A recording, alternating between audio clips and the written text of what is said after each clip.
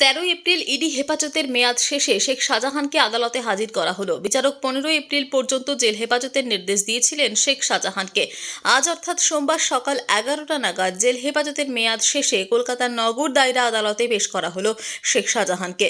ED সূত্রের খবর, ইডির তরফে আজ আদালতে আবারও শেখ শাহজাহানের জেল হেফাজতের আবেদন জানানো হবে।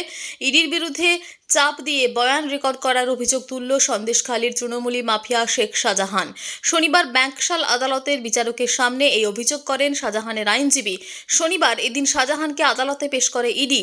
আদালতে শাহজাহানের আইনজীবী একটি কাগজ দেখিয়ে বলেন, এই কাগজে শাহজাহান অভিযোগ করেছে তার কাছ থেকে জোর করে বয়ান লিখিয়েছে ইডি। তিনি দাবি করেন, ইডির মনপসন্দ বয়ান না দিলে শাহজাহান ও তার পরিবারকে নারী ও মাদক পাচারের মামলায় ফাঁসানো হবে বলে হুমকি দিয়েছিলেন তদন্তকারী আধিকারিকেরা। তাই ওই বয়ান প্রত্যাহার করতে চায় শাহজাহান। শাহজাহানের আইনজীবীর দাবির বিরোধিতা করে ইডির আইনজীবী বলেন, এই কাগজের আইনি বৈধতা কি, কিসের ভিত্তিতে এই ধরনের দাবি করা হচ্ছে, কি প্রমাণ রয়েছে আবেদনকারীর কাছে। এরপর তদন্তকারী সংস্থার এক আধিকারিক আদালতে শাহজাহানের সঙ্গে কথা বলেন। এরপর শাহজাহান ওই কাগজে সই করে দেন। বিচারক জানান, শাহজাহানের আবেদনের ভিত্তিতে 15 এপ্রিল শুনানি হবে। সেদিন নিজেদের বক্তব্য রাখার সুযোগ পাবে ইডি। আজ এই বিষয়ে আদালতে সেভাবে সম্ভাবনা রয়েছে। আপনি কি জানেন, একটি ভালো প্রি-স্কুল আপনার সন্তানের বাকি জীবনটা গড়ে দিতে পারে। শিশুদের মস্তিষ্কের 90% বিকাশ 5 বছর বয়সেই ঘটে এবং এটাই তার আগামী কয়েক দশকের জীবন গড়ে দেয়।